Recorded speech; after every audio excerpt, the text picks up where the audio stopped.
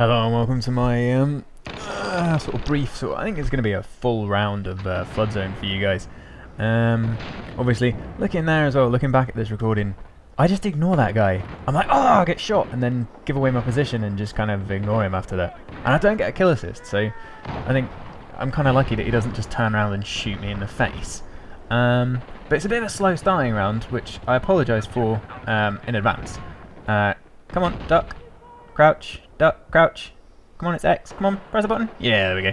I kind of apologise for that in advance, but it picks up towards the end. Like I have a it's a bit of a late coming round. But I love Flood Zone. I think it's probably one of my favourite maps, if not my favourite full on. Yeah, that's what the M-Tar's so good at, just quickly taking people down. It just cuts people in half. And sadly, I've not got any stats for you because the boys over at Simthic, or ladies, haven't got any stats up for it at the recording of this video. But I can tell you that when they are posted, they will tell you that this gun is awesome. So far, let's just suffice to say that this gun is extremely good, and its stats will reflect that. Yeah, Flood Zone is one of my favourite maps because you can just run around so much. Like you don't have to just take cover all the time.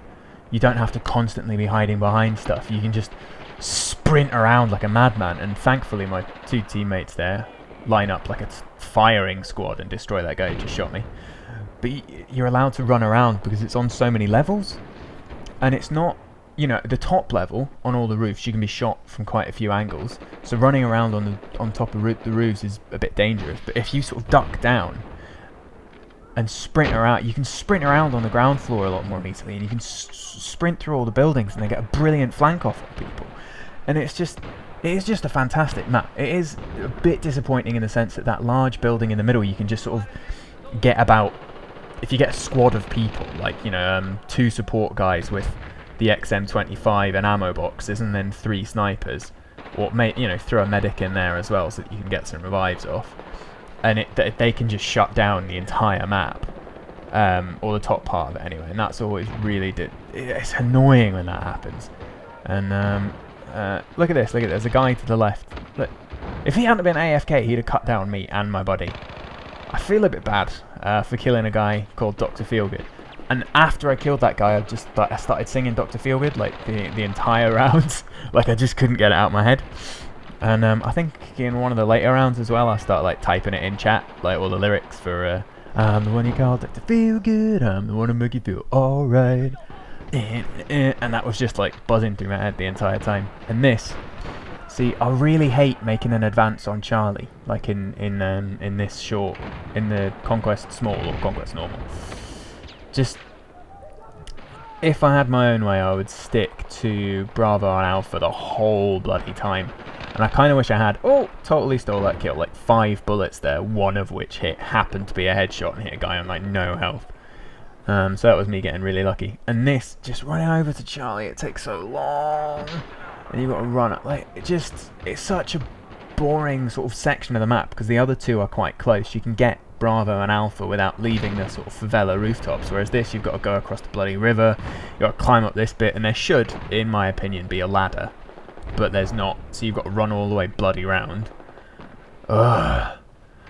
And then it just takes bloody forever. And then when you're actually capping this point, you can't go inside that fire station, or you stop capping it. Inside not the fire station, inside the sort of the shop area for the petrol station. And you can't go in there or it stops capping, so you can't actually take any decent amount of cover. So you can just get shot from the road all the time. So Charlie, yeah, is a bit of a bad part of the map. But yeah, this is another a part of my gameplay when I sort of watch my footage back and I'm having a look at, you know, what can I do better and where could I have improved. And here's one of the bits that I could have improved on, because I jump out and my sort of spatial awareness in this game is often a bit off. Like, I think I'm a lot closer than I actually am. I thought I was just going to jump out that LAV and just, like, sprint straight into the door or straight out that ladder. And I've got to run for bloody ages, like, pumping my arms and legs, like, oh, fucking hell, it's going to take forever. I'm surprised I didn't get shot from the rooftops.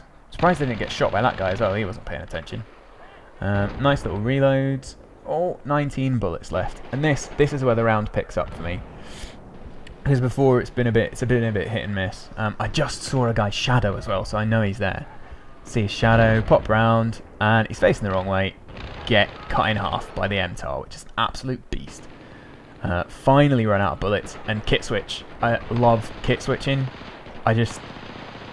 You get to pick up like new and exciting weapons. Like I've not even unlocked the MP7 yet, and now I get to use it with like some attachments on it. It's brilliant.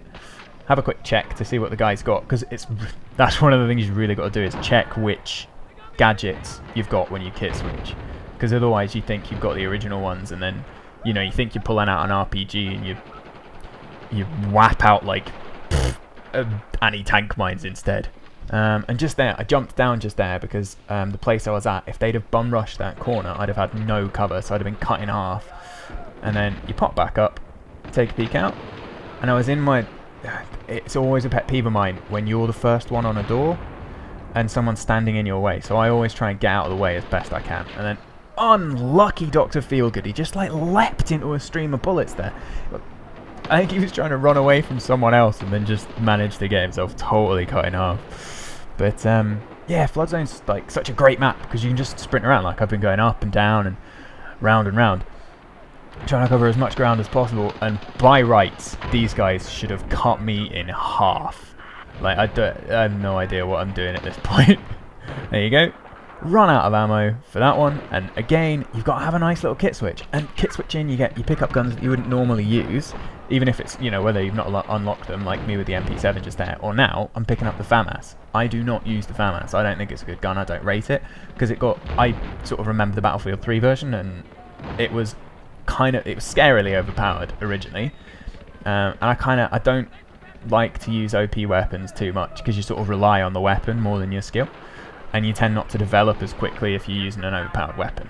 Like if you're using a weapon that will flatten everyone. So if you use the AEK, then you're never going to sort of pick up that little bit more that you need. Whereas if you're using an AK-12 and you come against someone with an AEK, then you have to rely on your skill that bit more.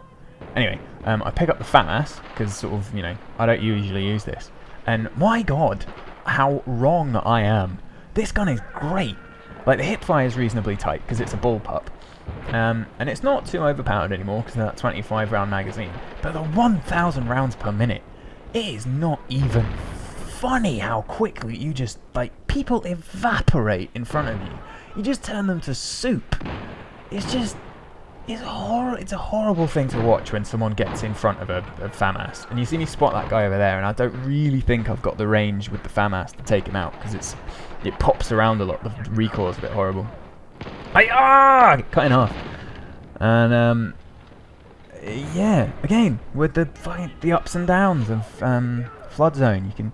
And one of my beefs with Levolution is it means that there's two ways to play every map. With Flood Zone, it's the flooded version and the dry version, and the flooded version is much better.